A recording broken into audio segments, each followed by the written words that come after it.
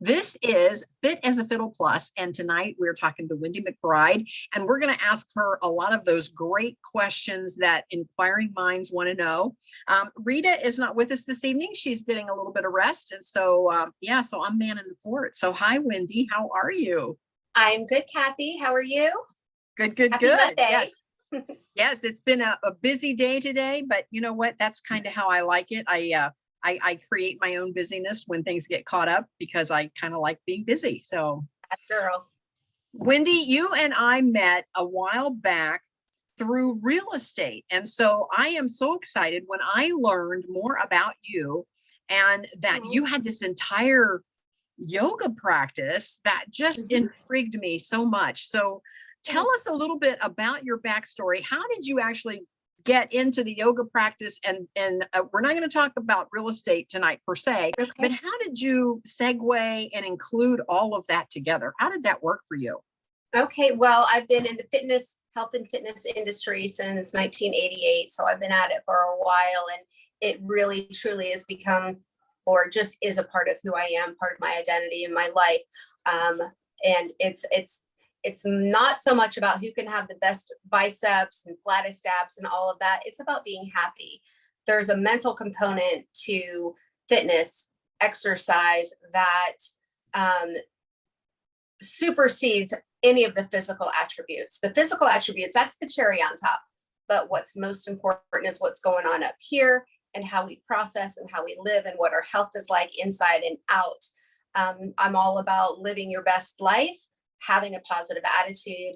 And it started in 88. I was teaching aerobics, and then my aerobics, I was good. I was good at it. So I wanted to do more, and I wanted to do more with it, not just teach a few classes throughout the week. So I got my personal training certification, and I learned more and more and more. And the depths of what I learned in personal training led me to becoming a wellness coach. I wouldn't say a life coach, more of a wellness coach, because you really can't, you have to bring it full circle. And so I was doing the personal training and the wellness coaching, and there I was introduced to yoga. I'm like, what's going on with this? You know, I'm kind of a hippie anyway, hippie mentality, peace, love, and all that. And I thought, I'm going to take a yoga class. So I took a yoga class, and I'll be honest, it took maybe 5 or 6 classes before I could really kind of feel my oats and be like, whoa, this is really cool. Because I was so focused on looking the part, like, oh, Warrior One, I know what that looks like. I can do that. But as I got into it, I really noticed that the peace that came over my body, from linking and connecting physiologically, the meridians inside of my body, and the places and parts of my body that were holding on stress that I never knew was letting go. So that didn't start until 2008. So 20 years later, 2008 was when I found yoga. And okay, but how did you get into that holistic lifestyle? I mean, were you always kind of wanting to work in the whole, I mean, did you always focus on being holistic, or is that something that was new at that time? I've always tried to be happy wherever I was. I grew up in the country. Okay.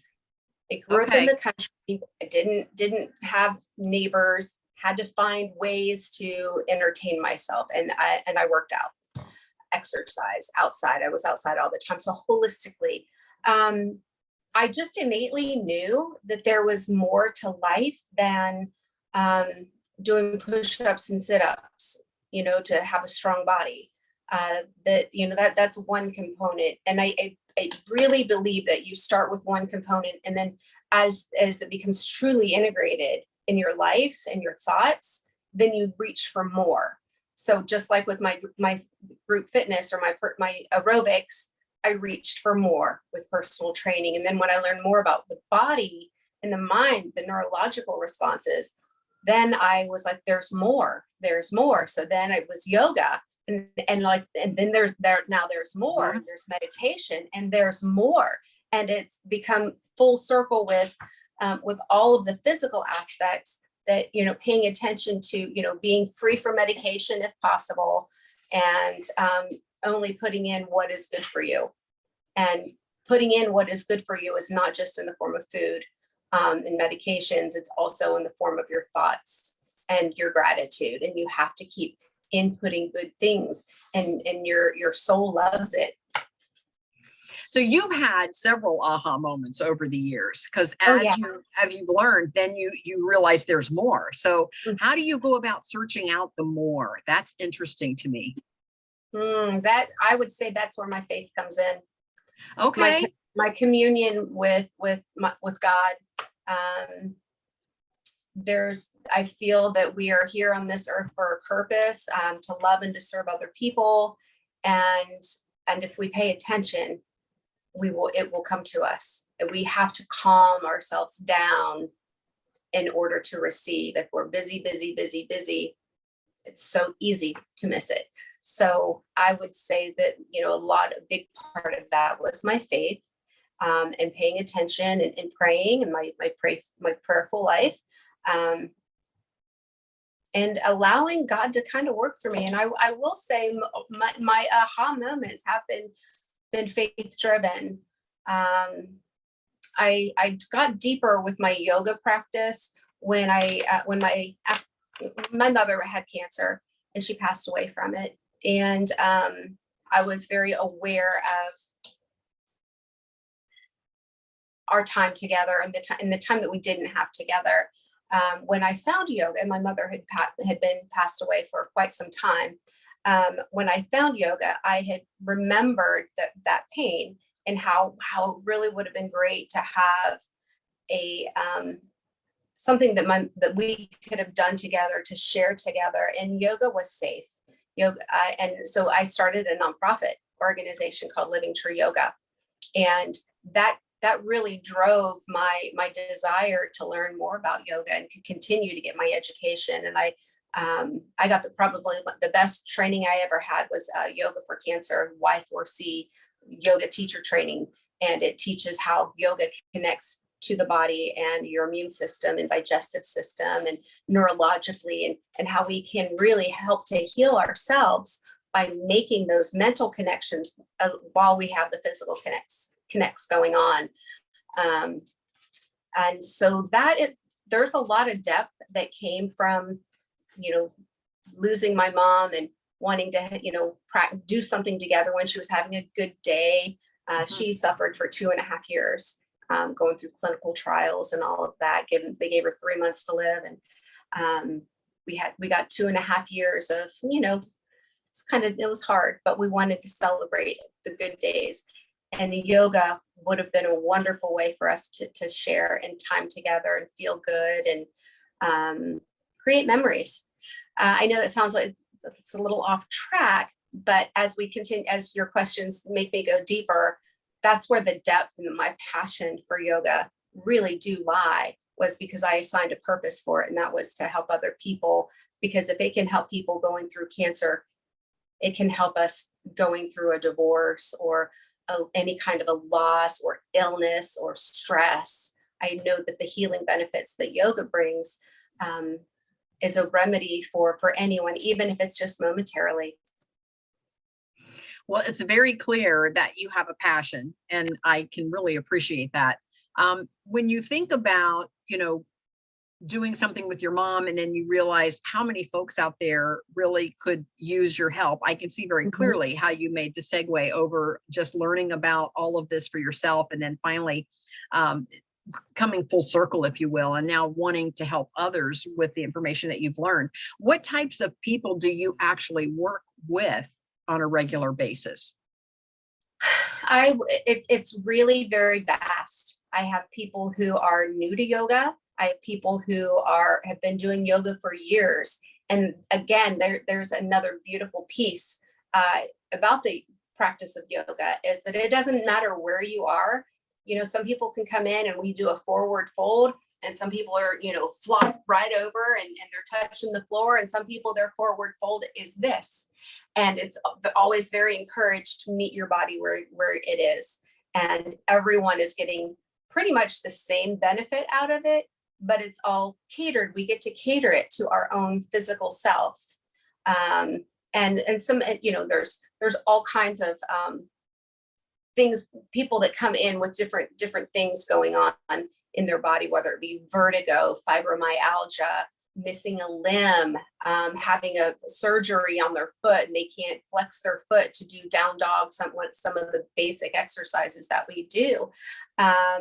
Let's see, there's people who, you know, have, you know, are afraid, they feel like they can't do yoga because they're not flexible. And then they come in and they're like, wow, when I came in, I couldn't touch my knees. Now I'm touching the floor. And that happens so fast. And there's something beautiful about yoga that starts from the beginning to the end, where the cycle, the exercises that we do, or the postures that we do, and the breath work are unlocking energy inside of the body that allows us to have that release that the body has been craving and wanting. And then in yoga, you get to give it to yourself. I have a client who is missing a leg.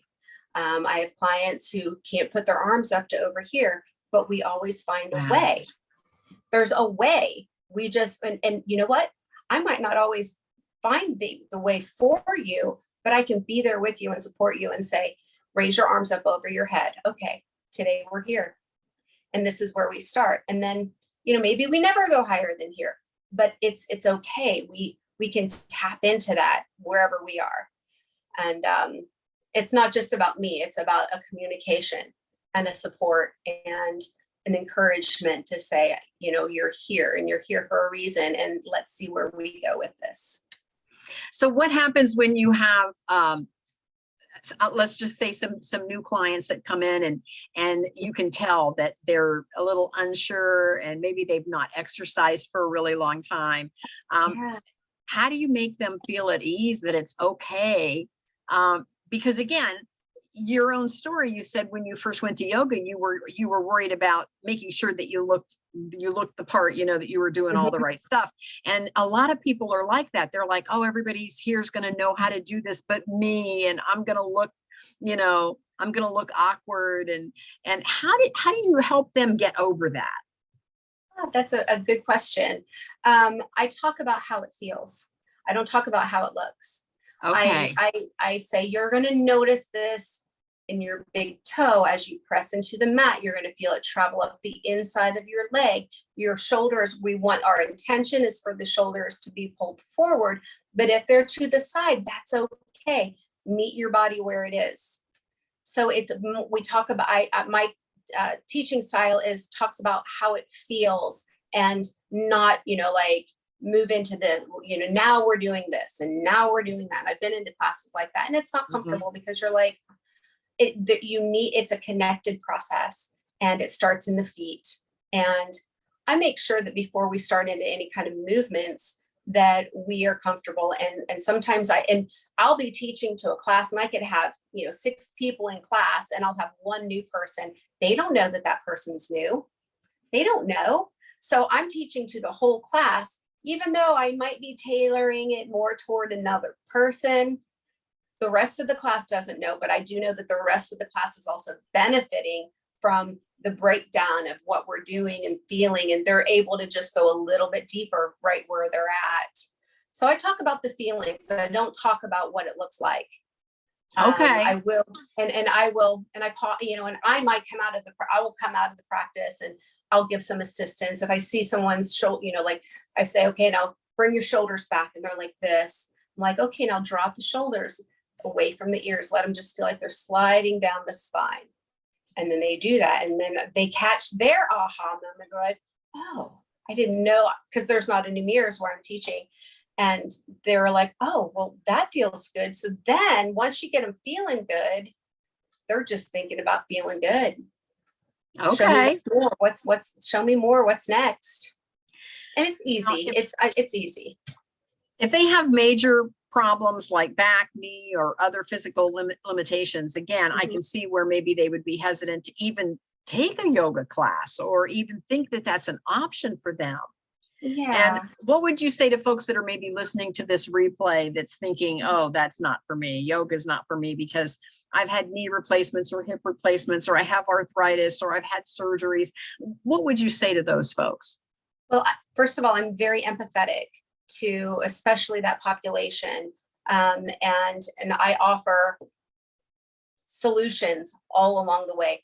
I have chairs that we can use. I have blocks. I actually even have a walker there's a gentleman that comes in and his balance is off. So he doesn't really use the walker, but it's there if he needs it.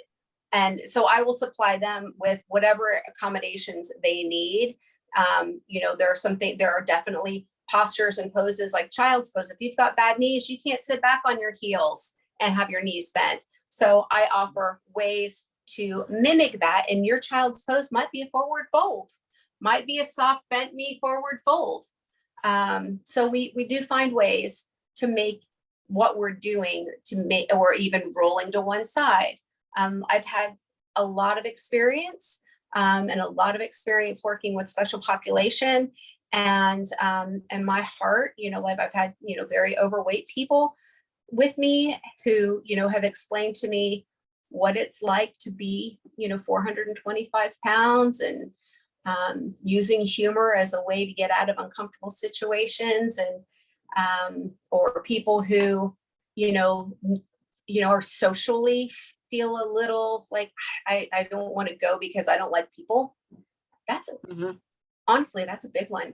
People don't like people. Well, and oftentimes it's not that they don't like people. They just feel inadequate or less than. And so they just don't feel like they deserve to be there. I don't want to come in public. I don't want to do this kind of thing in public where anybody can see me. And again, there's no mirrors and you can, for those people, you can take a space and it's amazing. It's amazing. I think of one of my clients, Felicia. She was so did not want to come out and break out of her shell. Well, once she did though, everyone, the whole class could feel that she came out of her shell and was like, watch out, Felicia, she was a dynamo. But it was really fun to watch people grow within that space and start doing the things that they want to do and can do. And have that's what it's all about. Yeah. Their hands, I can hold someone's hand all the way through it. And I stay after my classes and I help them. Like if you have any questions about any of the postures that we did, stay after class and we're going to go over it. So I'm a teacher. I can see that. Yeah. Yes, very clearly. I can see that. So you're making them feel comfortable. You're making them feel included. You're modifying movements so that everyone in the class participates. You're just, definitely you're meeting the class where they are. And that's such a wonderful thing for folks that are listening to this replay later and think that this is not for them. It is for them. It really is, because yoga, if I had to take all my exercise modalities and pick one and say you can only do one, it would be yoga, because it gets your just by standing in a posture like this, you're using hundreds of muscles just to stand upright. And it's the intention that's behind the stand. It's the intention behind your posture. It's the intention behind everything that you're doing. And you can go so deep versus just going out for a run and coming in and being exhausted. And now you're worthless for the rest of the day. I'm speaking from experience, my own experience, even though I still love to run. Sometimes I do it and I'm like, oh, now I'm done. Yep, I get it. Sometimes I'm like that on my walks if I do a really long walk. Yeah. And again, I'm just trying to keep all the working parts working, just trying to keep everything moving. And I get that. So yoga is a great option for that. Now, what is the best way to lose weight when it comes to yoga? Is there a connection there? Yes, there is a connection. And there, whether it be yoga or strength training or walking, and it is called consistency. There's a lot of deep muscle work that you can go into with yoga. But the consistency is the biggest component to any kind of weight loss. Because with the consistency now The consistency is a routine. The consistency is also what you do before yoga or walking or whatever, and after. The consistency is now that you're doing good things for yourself. Now you're more likely eating healthier, sleeping better. And when your body gets regulated, so with yoga, it helps to regulate your body, your brain, all of your energy centers in your body, all of your major functions, your digestion, wonderful for your digestion, your immune system. So the consistency of doing yoga on a regular basis, or anything else for that matter, is that you're doing something before it, you're doing something after, you're creating a routine, and the body, all it really wants to do is to be balanced, to have that homeostasis. Yoga is a great way for that. But then again, so is walking, so is weightlifting. Using weights is going to help you with your muscle tone, your strength, your joints. We want to have strong joints, because if our joints get weak, then we lose our strength. So what I recommend is a combination of many things, because in life, we don't just walk, we don't just do yoga and then we can do everything else. We really need to keep the mobility and the strength moving in our bones and our body and our musculature in all different directions. So I am a huge fan of functional fitness with that aspect. Of course, I do both. I do personal training. I do functional fitness workout classes and yoga. So I do that because I believe in it. I like to do multiple things. I like to kayak. I like to rollerblade. I like to walk, run, hike. I like to be able to, go to an amusement park and be able to walk around and not be exhausted and worn out and have to sit down. I like having energy. So, so I'm a huge fan of full functional fitness, and that's moving your body in every different direction, sideways, up, down, across the field, whatever it is. I'm a fan of working in every, we got to keep it fresh too. Yes. I love that. I love to walk. And so I'm often looking for a new route just to make it different. Yeah. Yep. Yeah. Yep. I get that. Now, why is it important to have a trainer when, when you're working with your clients for their success? Why is that so important?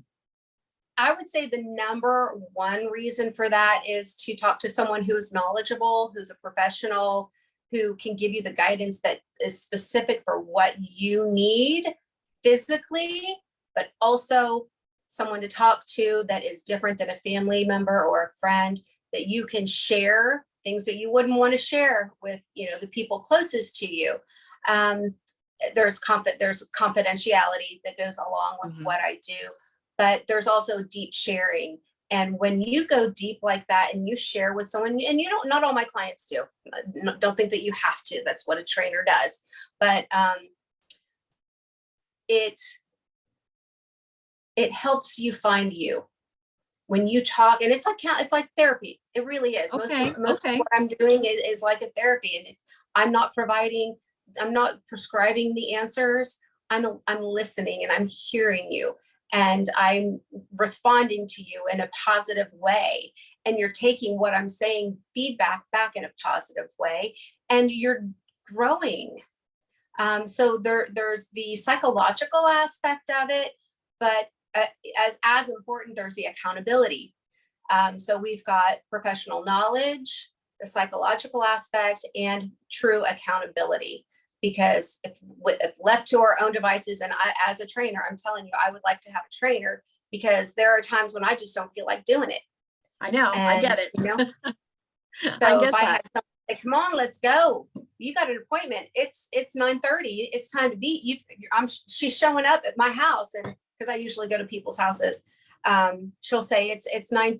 I'm showing up, and now if I want to cancel, you still have, then you got to make the phone call and say, oh, I need to cancel. Well, why are you canceling? Oh, I don't feel good. Well, that's fine. You don't feel good today. What time do you want me to come tomorrow? So again, always providing a solution. I get that. So yes, I get that. Accountability having even having an accountability partner makes a difference, because if they're yes, up, you're like, oh, they're going to wonder where I was.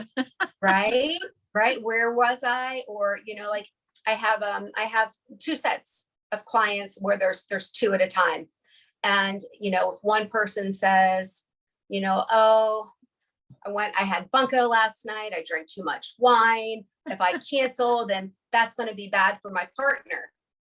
So so she does it anyway. So it helps keep you on track for sure. Yes, I like doing the two.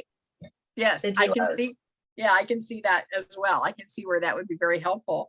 How long does it take for you to notice when you're starting to work out, to notice some changes? Because I find that once I start working out, if I don't see some changes in a few days, I get really discouraged. And then I have a tendency to start slacking again. Well, and also too, when you first start working out, you don't see the results right away. And you might even become more hungry, and you might even think that you're gaining weight because you're working out. And the first thing that I'm going to say is, one workout, you're going to notice a change. You're going to notice a difference. Your endorphins are going to be, pooling through to your brain, your endorphins, your serotonin, your dopamine, your adrenaline. All of these wonderful hormones are being activated inside your body, and you're going to feel alive, awake, alert, more energetic. So the answer to that question is the first day. Now, after that, it takes a while. I would say, and it's dependent upon the person, how much excess body fat there is or isn't. So every person is going to be a little different. Coming back to the consistency word, consistency is key with that. You can see changes. I mean, like I say, day one, there are changes happening. Day two, you might feel some soreness, and that's okay. That's your body's repair. Your body is repairing the muscle tissue. Depending on what your nutrition is, and that comes into play as well. And that is something that I do discuss with some nutritional coaching, giving some guidance. I'm not a dietitian or anything like that, but I've been around the block enough to know what works best for most people. And anyway, you can start noticing probably within 2 to 3 weeks is a good solid, if you are consistent. And what I do with my clients is I meet with them, like 2 or 3 times a week. And then on the off days, I give them homework.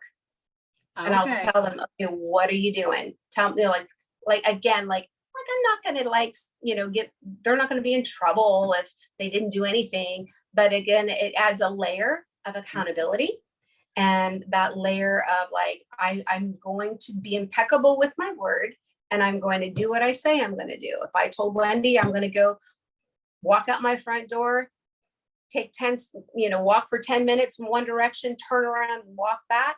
If I said I'm going to do it, I better do it. Or if I say I want to get 10,000 steps on my Fitbit or my exercise watch, then I'm going to do it. So what does your workout look like, Wendy? What is it that you like to do for you? I'm a little bit more of a loner when it comes to working out. I do love my yoga practice in my studio. I do love that. And I am able to go a little deeper in that when I'm on my own, or when I'm with the studio. There's a lot more energy with people than just on my own. But I love to walk, run, hike, kayak, rollerblade, stand up paddleboard. I like to play. I call it playing. I like to have fun. And you have to be very active to do that. So it just enhances the other. The more active you are, the more you get to play, and the more you get to play, the more active you are. And it's medicine for my soul. When I go for a bike ride, I'm riding my bike down 256, and I look over and I see the beautiful farmlands and the birds and deer, and just, Ohio is so pretty. It's like a postcard. And when you acknowledge it and you see it, it just fills you up inside with gratitude. And when you're filled with gratitude, you're a happier person. You know? And for those that are listening, Wendy and I are both in Central Ohio, and Central Ohio does have some beautiful bike trails. And we can ride, we can literally ride all the way from Cincinnati on the southwest corner of the state, all the way through to Cleveland on the northeast corner of the state. And then Wendy and I are both in Central Ohio, but you can actually ride all the way across the state on a diagonal on our bike trails. And we've got some beautiful ones just all around here in Central Ohio. And so anyway, I love to get out and hike and bike on those trails. And so I'll be watching for you out there, Wendy. What's a better time of day to do yoga? Is it better to do it in the morning or in the evening? Both. Okay. Both. And you know what, and I'm so glad you asked that question, because was a better time, morning or night? You can do a 5-minute yoga practice. And what yoga means is a union of mind, body, and spirit. So just like I said, standing is a posture, sitting is a posture. Just sit upright and make sure that your spine is nice and tall. And what that is it's about going inside your mind, and then your mind, you go inside your body. And then you feel the energy that your body is creating, and it's happening whether we're thinking about it or not. It makes us more aware. So you can use it and do yoga in the morning as a way to, I think it's a wonderful way to wake up and tap into yourself and start your day in a grateful way, an appreciative way, in a loving way. You can pray for other people, pray for yourself, and set your intentions for your motivation for your day. And in the evening, you can do the same thing, repeat to yourself the things that you have on your heart, and send, put good energy around it. Pray for other people. And it just brings us back to a connection of what's really real for us. And it's quite priceless when you get into that habit of doing that, and then you really start making a difference in yourself, and then therefore a difference in the other people in your life, and they're getting your good vibes, and it's a ripple effect. There's a reason why people are doing this, and why people should do it. Perfect. I love that. What makes you mad about this industry when you look at it as a whole? Is there anything that makes you mad? Fitness or yoga? Either or both? I think I get bothered. There's one thing with the fitness industry that bothers me, and that's when people are looking for like fad diets and pills and supplements, or they're like just different diets that wreck their metabolism, because it really is about just taking ownership of what you put into yourself. I've seen people just destroy their metabolism by getting on diet pills and doing, different extreme things that, you see them. They're 1 minute, they're like, oh my gosh, you look so good. You've lost so much weight. You look fabulous. Why are we judged by how we look, by how much weight we have on our body? Because it's what's inside. And it should be more about, seeing people. It doesn't matter what their size are. If they're happy and they're radiant, you don't see their size. Right. So I get frustrated that people think that in order to be fit, you have to, walk around with muscles and be a size 0 or a size 2 or a size 6 or, whatever the size is. That's not what it's about. What it's about is being truly healthy. And when you are truly healthy, you're going to be happy. And to be truly happy, you're healthy.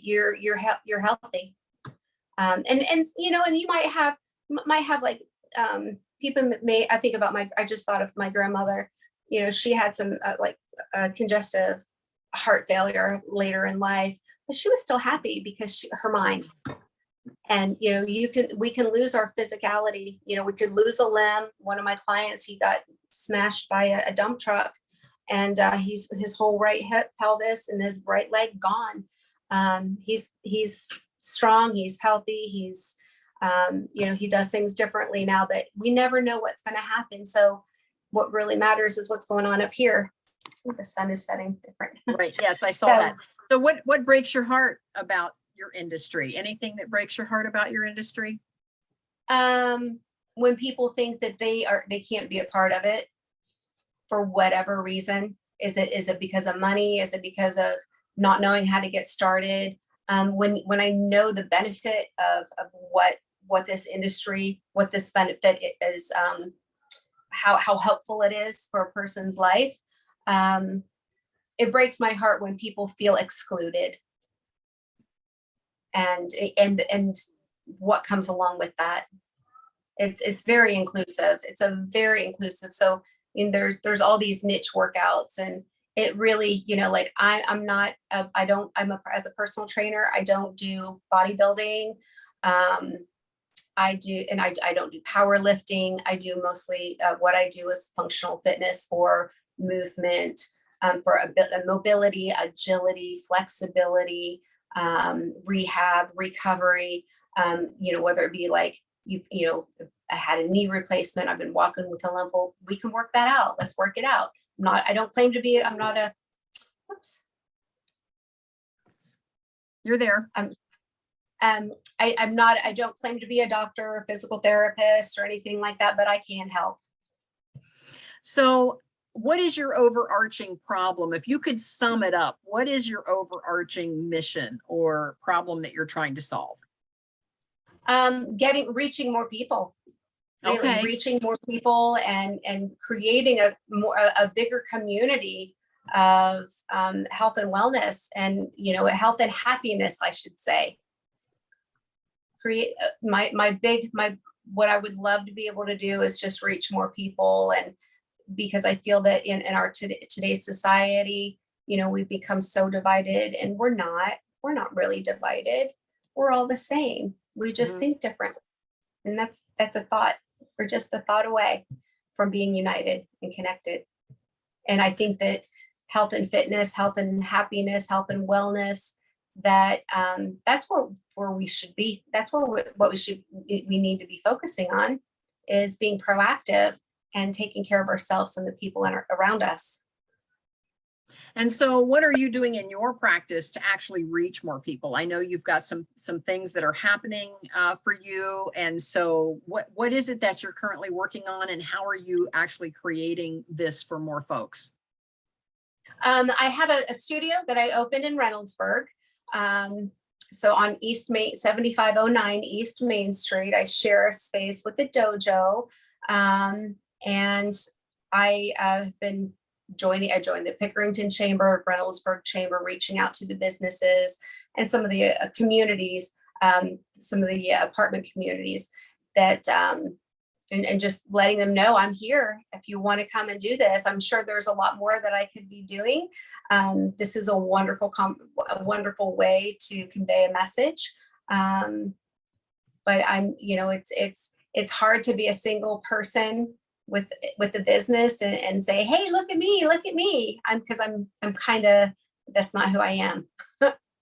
So I know. Well, and I always tell all of my students that your tribe will find you. So your tribe will find you. And it's growing. It is growing, and it's going well. Give me the address of your studio again. I'm going to put it in the chat. It's 7509 East Main Street. East Main. Okay. And that's Suite 103 in Reynoldsburg. All right. And for those of you that are listening in, that's Reynoldsburg, Ohio, and 43168?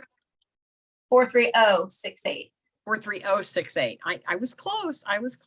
That was from the old memory bank from way back when. I used to have an office in Reynoldsburg, but that's been a long time ago. So, Well, interesting. I love that. So that's the studio where you can find Wendy. It's at 7509 East Main Street, Suite 103 in Reynoldsburg, Ohio, 43068. So put that in your GPS and to find Wendy there. And tell us about your nonprofit before we go. And the name of that again? It's Living Tree Yoga. Living Nonprofit. Tree Yoga. Okay. It's a nonprofit. Specifically, it's free yoga for people who are enduring the season of cancer in their life.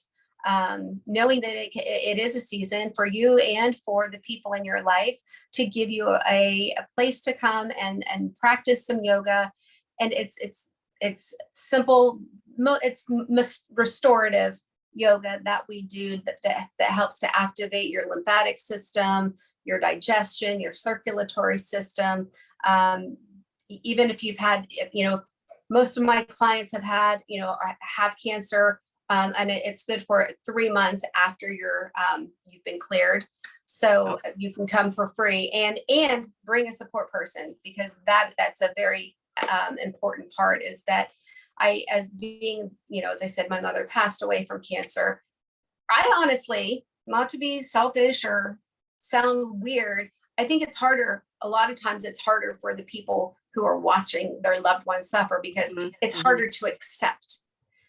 When you have the illness and you are sick, you're being tended to, and there's a different layer or level of acceptance. It's not pretty, it's not comfortable, but there's an acceptance. But for the people who are like right there on the front lines with you, you just, you get to go on and live your life, but it's traumatizing. It's very difficult.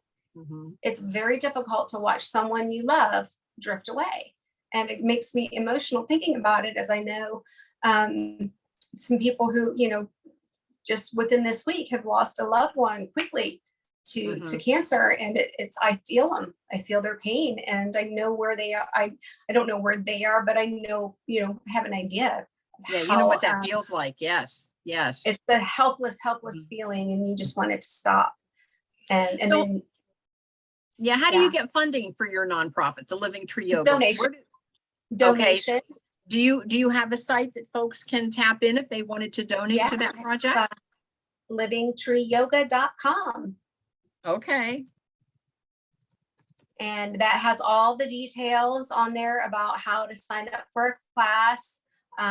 If there are any yoga studios in your community that you're like, oh, I don't have it, there's not a studio near me that does this, how do they do it? Well, let me know. I'll reach out to them, and we will get them as a root sponsor, so that they can provide, if they're willing, they can provide the same thing, and then they get a tax write-off because they're offering free service in conjunction with Living Tree Yoga.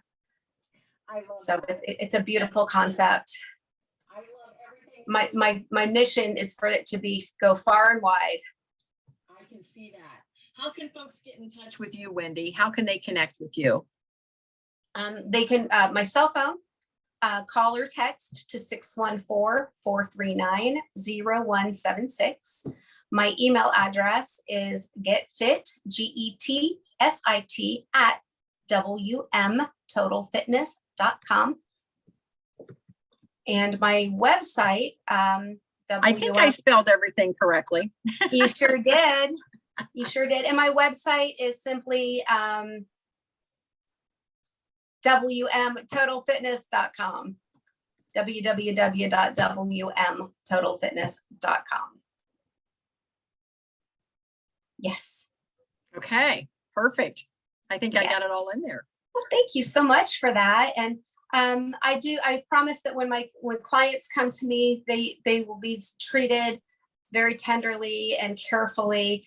And until we do kettlebell or TRX, then I'll kick your butt. I'm just kidding. So how often do you meet at the studio?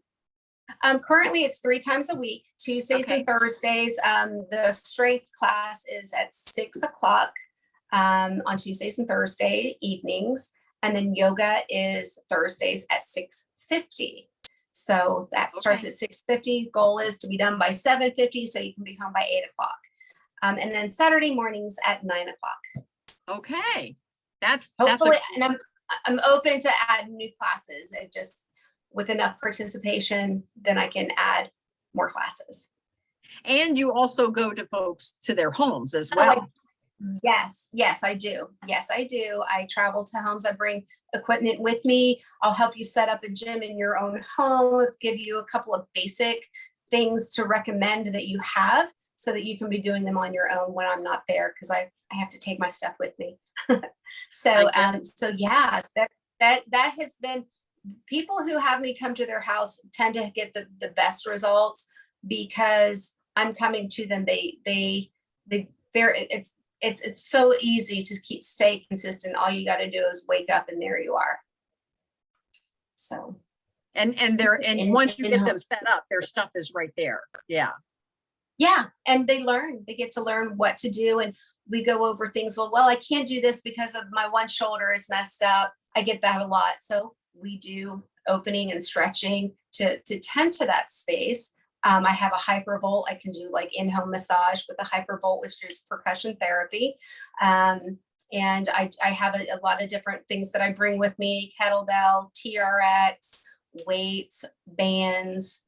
I have yoga mats. I have pretty much everything that would be needed. I don't have any, like, of course, not the Nautilus equipment, but everything that you can do in home. Okay. Yeah. So no excuses for everybody that's listening. Get to the studio, call Wendy. She'll come out to your house, donate to her nonprofit, LivingTreeYoga. All of the information is in the chat when I upload the recording to our platform, which you can find at kathybinner.com. So I'll put that in the chat as well. And so if you go to kathybinner.com and scroll down to Fit as a Fiddle Plus, you will find all of our replays, and all of this information will be there at the replay as well. So don't be a stranger, tap in and learn more about Wendy McBride. And so Wendy, I want to say thank you for being with us, and thank you. And we'll see you soon. All right. Thank you. Have a good night.